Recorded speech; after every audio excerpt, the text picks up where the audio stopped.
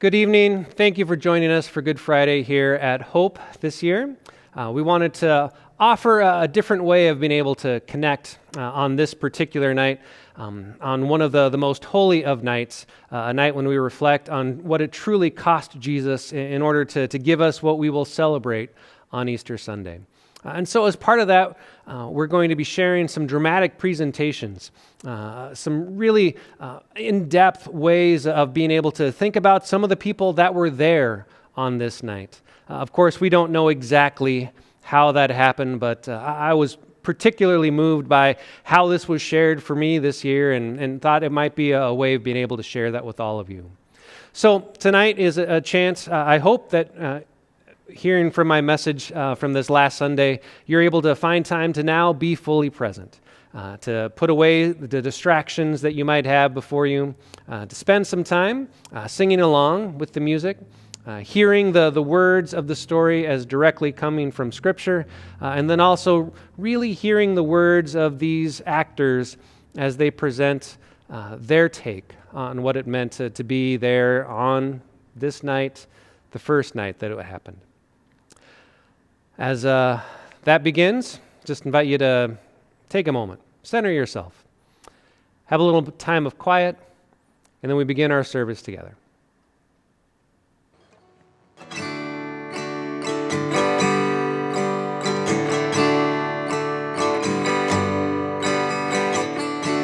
Come and listen. Come to the water's edge, all you. Know and fear the Lord. Come and listen. Come to the water's edge, all you who are thirsty. Come. Let me tell you what He has done for me. Let me tell you what He has done for me. He's done for you. He's done for us. Come and listen. Come and listen to what He's done. Come and listen. Come and listen to what He's done.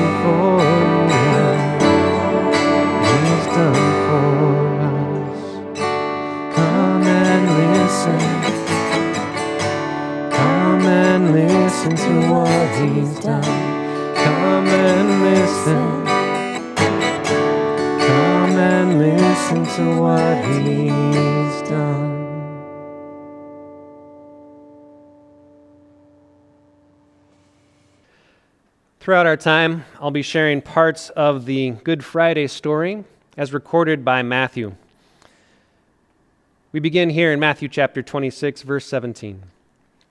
On the first day of the festival of unleavened bread, the disciples came to Jesus and asked, "Where do you want us to prepare the Passover meal for you?" "As you go into the city," he told them, "you will see a certain man. Tell him, the teacher says, 'My time has come, and I will eat the Passover meal with my disciples at your house.'" So the disciples did as Jesus told them and prepared the Passover meal there. When it was evening, Jesus sat down at the table with the 12, and while they were eating, he said, "I tell you the truth, one of you will betray me." Greatly distressed, each one asked in turn, "Am I the one, Lord?" And he replied, one of you who has just eaten from this bowl with me will betray me. For the Son of Man must die as the Scriptures declared long ago. But how terrible it will be for the one who betrays him. It will be far better for that man if he had never been born." Judas, the one who would betray him, also asked, "Rabbi, am I the one?" And Jesus told him, "You have said it."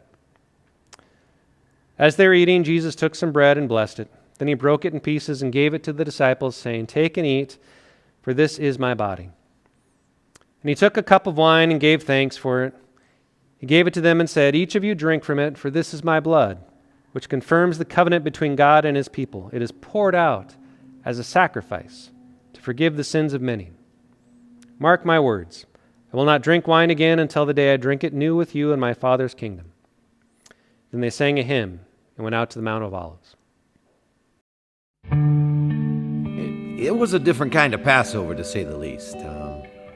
I remember right when we sat down, Philip leaned over to me and he whispers, "Hey, Thomas, I feel like something special's going to happen tonight." I looked at him. I said, "I doubt it." I was wrong. Jesus got up from the table. He walked over and grabbed a basin of water and a towel. And I remember at the time thinking to myself, what's Jesus doing with the foot water? I doubt he's going to wash somebody's feet. I was wrong. He knelt down and began to wash Bartholomew's feet. Bart just sat there. He didn't say anything. He didn't move. None of us did. Jesus finished and went on to James and Andrew and the rest of us.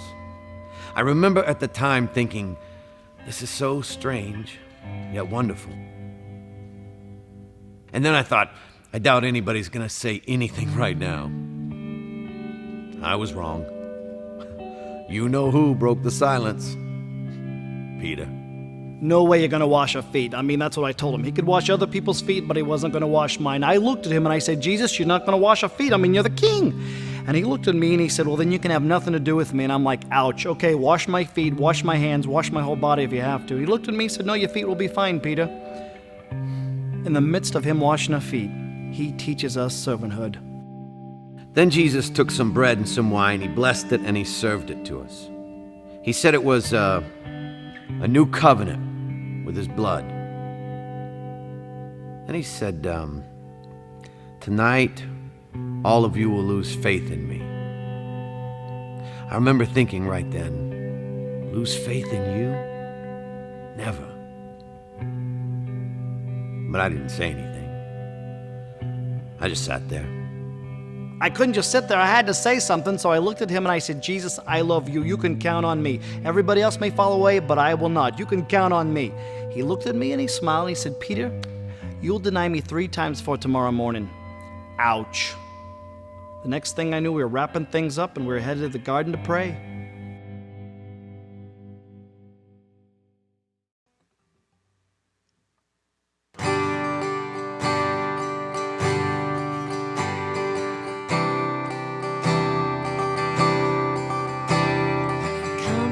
Sadness for wherever you've been. Come broken-hearted, let rescue begin. Come find your mercy, oh sinner, come near. Earth has no sorrow that heaven can't heal. Earth has no sorrow that heaven can't heal. So lay down your burdens, lay down your shame, and all who are broken, lift up your face. Oh, wanderer, come home, you're not too far. So lay down your hurt, lay down your heart, come as you are.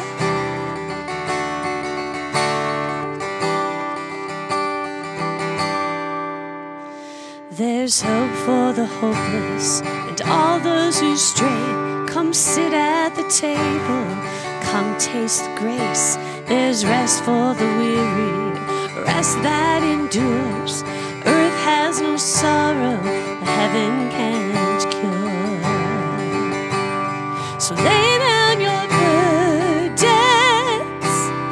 lay down your shame, and all who are broken, oh, lift up your face.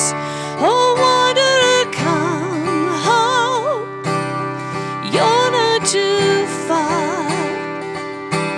So lay down your hurt, lay down your heart, come as you are. Oh, come as you are. Fall in his arms. Oh, come as you are. There's joy for the morning. Oh, sinner, be still. Earth has no sorrow that heaven can't heal. Earth has no sorrow that heaven can't heal. So lay down your burdens, lay down your shame. All who are broken, lift up your face. Oh, wanderer, come home, you're not too far. So lay down your hurt, lay down your heart, come as you are. Oh, come as you are. Oh, come as you are.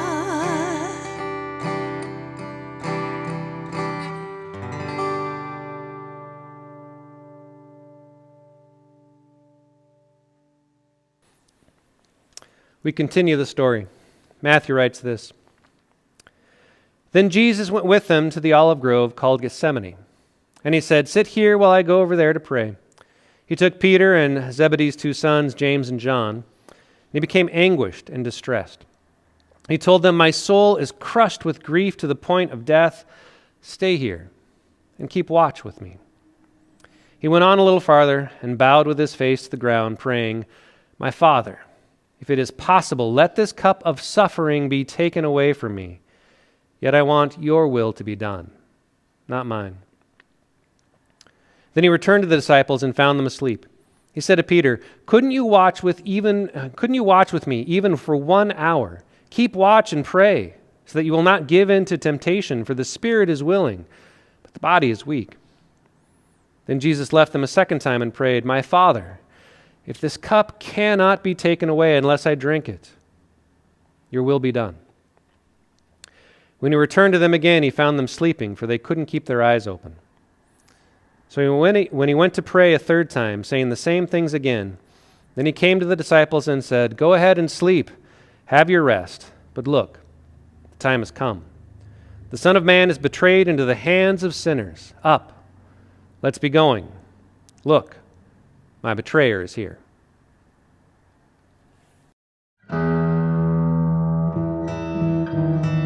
Once we got to the garden, it just got crazy.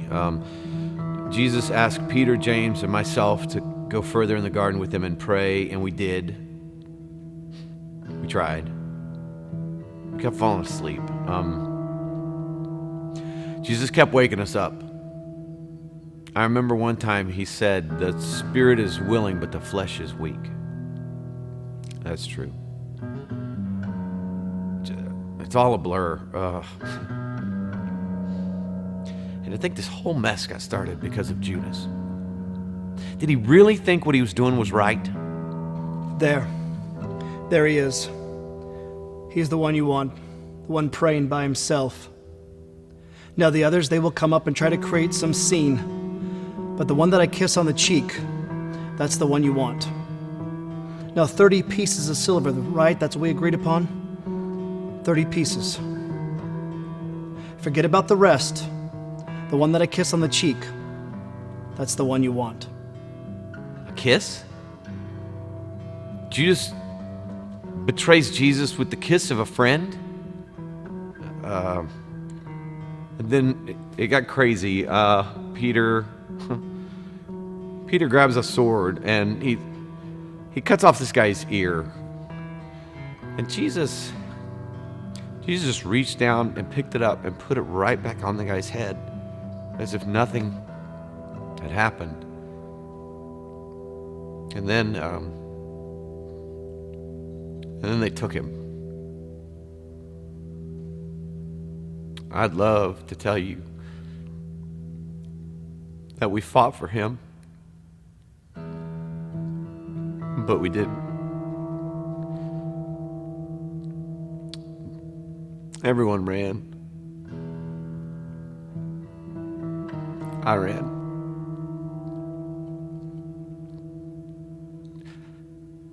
I'm so ashamed. What have I done? What have I done? Was I so stupid to think that I've killed him? I've killed him. I've crucified Jesus.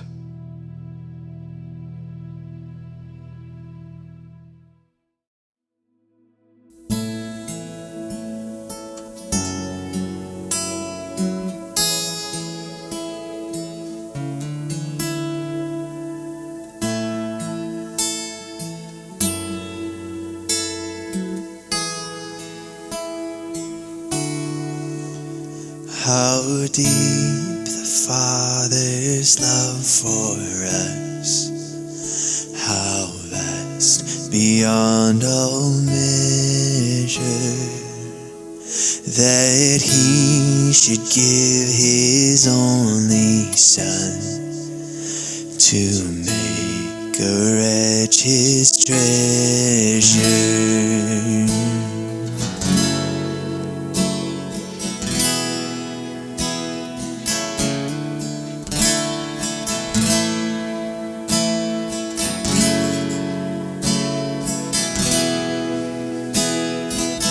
Sing that again. How deep the Father's love for us, how vast beyond all measure, that He should give His only Son to make a wretch His treasure.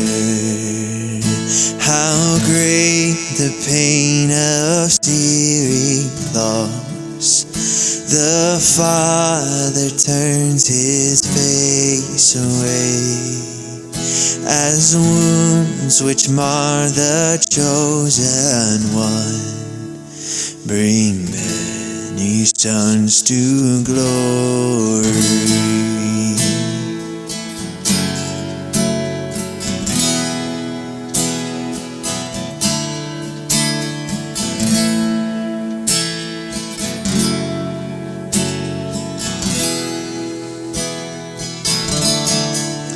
And behold the man upon the cross, my sin upon His shoulders. Ashamed I hear the mocking voice call out among the scoffers, and it was my sin that held Him there until it was accomplished. His dying breath has brought me life. I know that it is finished.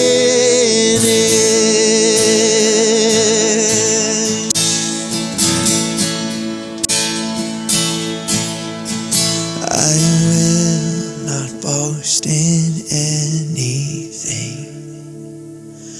no gifts, no power, no wisdom, but I will boast in Jesus Christ, His death and resurrection.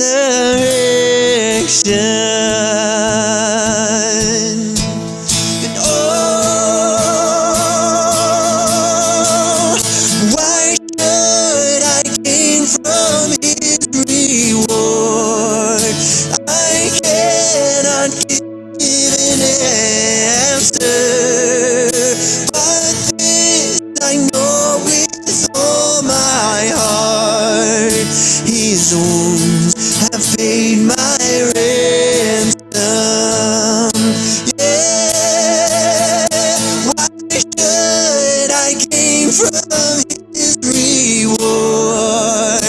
I cannot give an answer, but this I know with all my heart, his wounds have paid my ransom.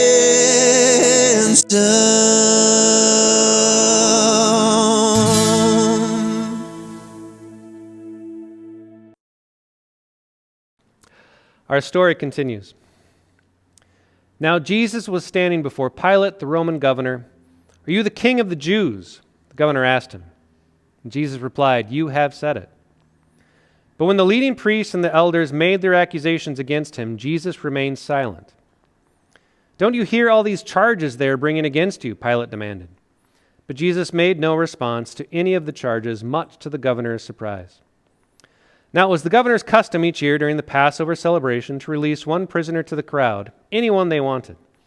This year there was a notorious prisoner, a man named Barabbas. As the crowds gathered before Pilate's house that morning, he asked them, "Which one do you want me to release to you, Barabbas or Jesus, who is called the Messiah?" He knew very well that the religious leaders had arrested Jesus out of envy. Just then, as Pilate was sitting on the judgment seat, his wife sent him this message: "Leave that innocent man alone. I suffered through a terrible nightmare about him last night." Meanwhile, the leading priests and the elders persuaded the crowd to ask for Barabbas to be released, and for Jesus to be put to death. So the governor asked again, "Which of these two do you want me to release to you?" The crowd shouted back, "Barabbas."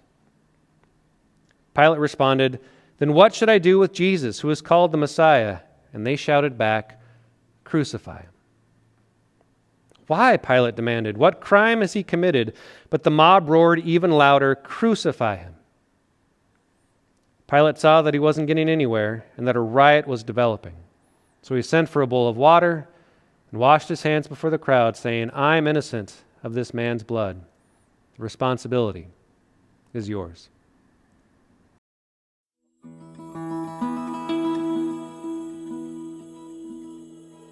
I crucified Jesus. It's what the crowd wanted, and that's what they got. And personally, I don't feel like that man did anything to deserve that, but I was just a soldier doing my job. When the governor gave his sentence, that's when I would go to work. I loved that job. I felt like I was administering justice every time I nailed someone to a tree. But that man didn't deserve that. Didn't make sense to me. It makes no sense. There I was, rotting in a jail cell for stealing, murdering. You name it, I've done it. And I knew the next time I stepped foot outside that jail cell, well, and that was it. So the guards, they came and got me, and they put me beside this guy that was beaten to a pulp. Then Governor Pilate started asking the crowd, "Which one of these men do you want me to set free?" I mean, it was obvious. I mean, the crowd, they're going to say, "Let Jesus go." And then I was going to tell them where they could go. And then the crowd, they started chanting Barabbas. I mean, they were saying my name. They were saying my name over and over and over again. The guards, they threw me to the crowd, and they took Jesus to Golgotha. I mean, one minute I am a man marked for death, and then the next I'm free. It made no sense. So I followed him all the way to Golgotha. I was stationed at Golgotha that day. We just raised the second criminal when they brought him to me. I'll never forget the way he looked. He'd been beaten, spit on, whipped. He was unrecognizable as a man. Hideous. What was left of his clothes were stripped off of him and he was thrown down on the cross. That's when I went to work. Generally, when you crucify a man, the first hand is the most difficult. The criminal wants to get away, he fights you. So I would have 2 soldiers hold him down, but this guy, he didn't put up a fight. I just thought he was exhausted. As an executioner, I've been called every name in the book. I've had men yell at me, plead with me.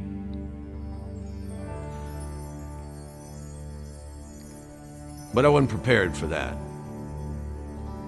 He looked at us. He looked at me. And he said, "Father, forgive them.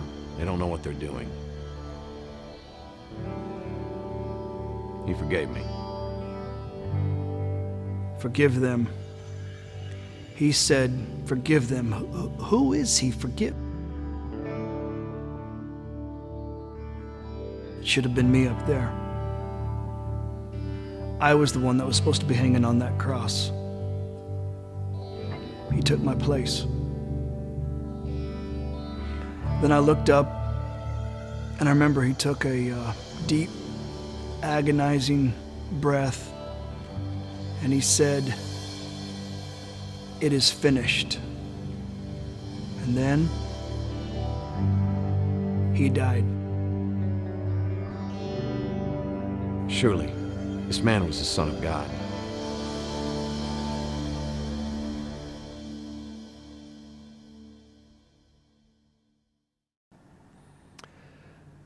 Would you please join me in a word of prayer? Holy God, on this night, we can only imagine what it was truly like.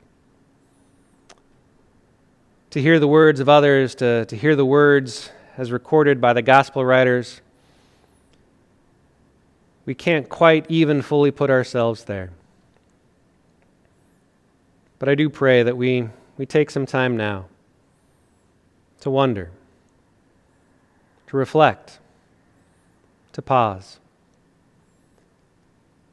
to think about what it might have been like to see the Messiah, the Savior of the world, hang on a cross for each and every one of us. To know that he was willing to give his very life for all of us watching here tonight.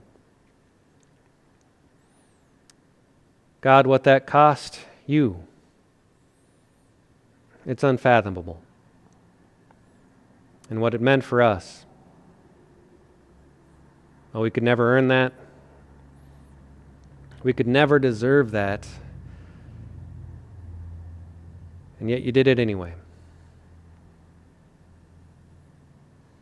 For that gift, well, we are so thankful. And for what that means for us, for all of us. We give you thanks and praise. Holy God, we take time just to be quiet,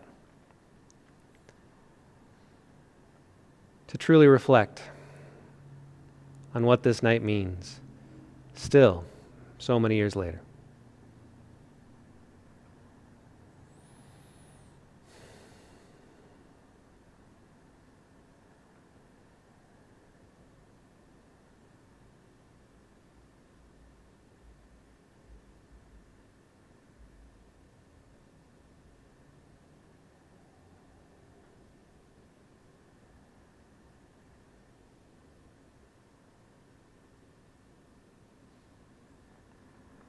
Amen. I invite you to share together in our closing hymn.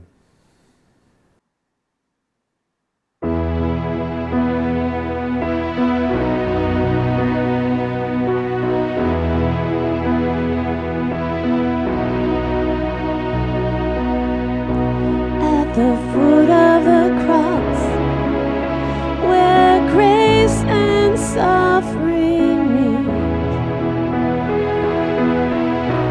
you have shown me your love through the judgment. to receive. And you've won my heart. And you've won my heart. Now I can trade these ashes in for beauty, and wear forgiveness like a crown. Coming to kiss the feet of mercy. Oh, I lay every burden down at the foot of the cross. At the foot of the cross, where I am made complete. You have given me life through the death you bore for me. And you've won my heart. And you've won my heart. Now I can trade these ashes in for beauty, and wear forgiveness like a crown. Coming to kiss the feet of mercy. Oh, I lay every burden down at the foot of the cross.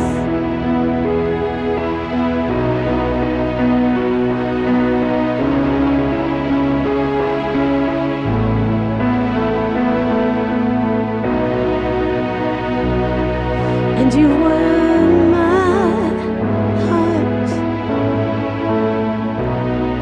And you've won my heart.